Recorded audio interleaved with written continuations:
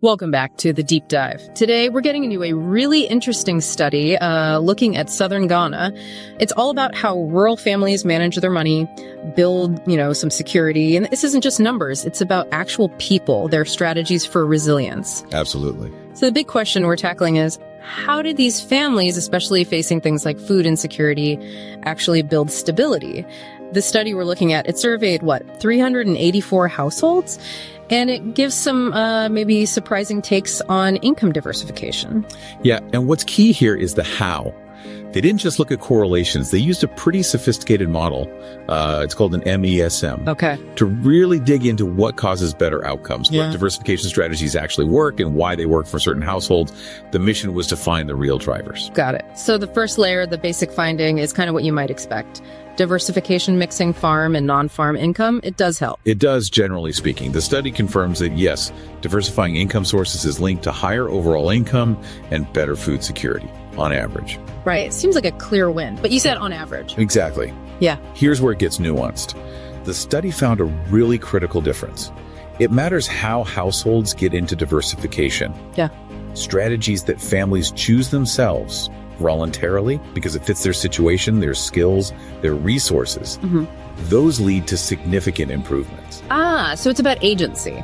People deciding for themselves what level of diversification, low or maybe medium to high, actually works for them. Precisely. It's that self-selection aspect. Which really pushes back against this idea of just, rolling out a standard diversification program for everyone. Right. The research suggests those kinds of blanket policies can actually have, negative effects sometimes. They can. And it makes sense when you think about it. Why does it matter? Because households are different. Okay. Everyone has different resources, different skills, different access to markets, different land amounts, So advising everyone to, say, start a small side business might not work if they don't have the capital or the training or even a road to get goods out. Exactly that. A well-meaning policy could just lead to frustration or wasted effort if it doesn't match the reality on the ground for that specific family. So this points away from universal fixes then. What does it suggest for interventions that do work? What kind of targeted help are we talking about? The study gives some pretty clear pointers. First off, investing in people. Human capital. Meaning? Tailored training programs.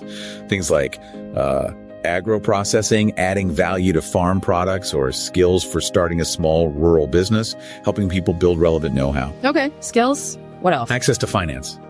But flexible finance, microfinance, maybe village savings groups, credit cooperatives, things that understand the rural context. Right, not just standard bank loans, perhaps. Probably not, no. Then there's market access. Better roads are huge, storage facilities to reduce post-harvest loss, even connecting producers to digital markets, making it easier to sell things. Infrastructure and market links. Makes sense. And we can't forget agriculture itself. Promoting climate-resilient practices is crucial.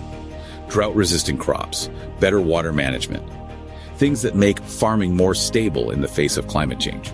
That seems essential for the long term. Absolutely.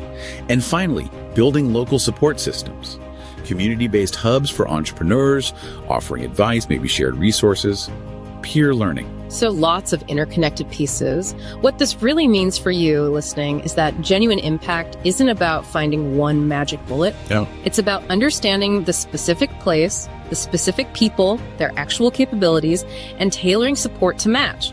Precision over prescription. Well put. So wrapping up our deck dive today, income diversification.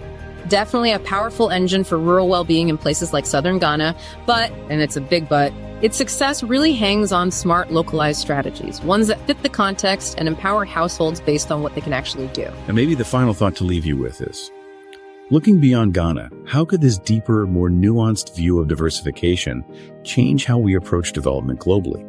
Could it help us shift from these broad, often ineffective universal programs towards truly empowering communities by building on their unique strengths and addressing their specific hurdles?